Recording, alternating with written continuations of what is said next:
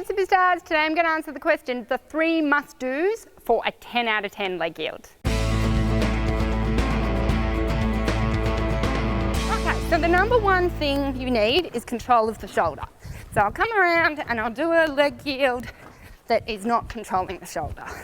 So leg yielding, okay. Now I'm pushing with my right leg. I have to make sure I do it badly. Now what's happening?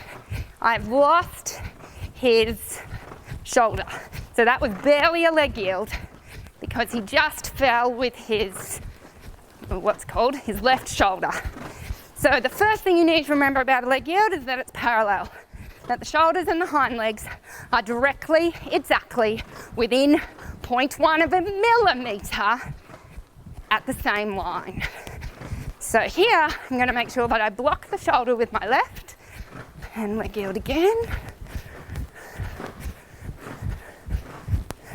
Now you can see I'm dead even. Whoops, lost it for a second, but mostly dead even. So if you don't have a mirror, get someone at home to tell you, because sometimes it's really hard to feel if the shoulders and the hind legs are definitely in line. You can start off and walk, whichever way is easier, but start to develop that feel of being able to control the shoulder exactly. If you need help with that, there's some other videos on leg yield on how to control the shoulder. All I'll say now is it's obviously controlling the shoulder with that outside rein, so that left rein controls the left shoulder, the right rein controls the right shoulder.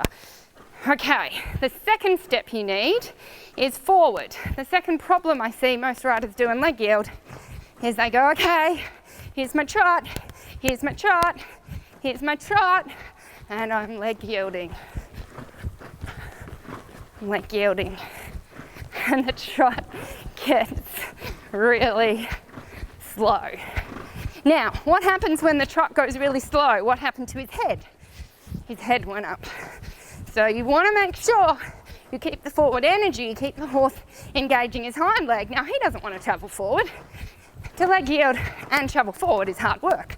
But that's the whole reason we leg yield, to supple and train the horse to be stronger.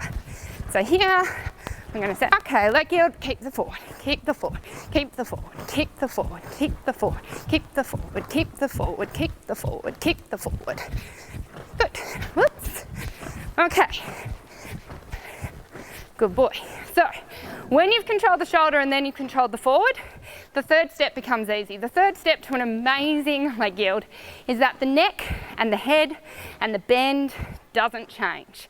Now, most people, and even when I'm first teaching a young horse, if I have to, I will bend a horse out of line to teach it the leg yield. So the leg yield has no bend and flexion, but when you're learning, you might flex the horse the opposite way to where you want it to leg yield so that he leg yields. But did you see the problem with me putting his head to the right? Where did his shoulder go? To the left. Is that a problem? Yes. So you can do it very, very early on to teach a horse leg yield, but then you want to stop doing that because you can't control the shoulder when you've bent it to the other way unless you're very good. So you want to keep the nose in the middle of the chest. You want to keep the shoulders and the hind legs parallel. You want to keep the head down. You want to keep the neck still. You want to keep everything the same. Good boy. And then you get a great leg yield. So, step 1 and step 2 is how you get to step 3. If you're not going forward, the head will move. If you don't have control of the shoulder, the head will move. So to get 3, which is the third step of a great leg yield, which is that the head doesn't move and stays in the middle of the chest and there's no bend left or right, you need to work on 1 and 2. That's the beauty about dressage. Normally, the last step that you want, or the outcome that you want, is generated from doing your basics and doing your original steps. So trust that helps. Remember, if you guys need any help with steps, procedures, strategies, recipes, how do you do A, how do you do B, how do you do C, I've got a free training class that tells you all about creating a dressage system that works for you. Go check it out on the link below.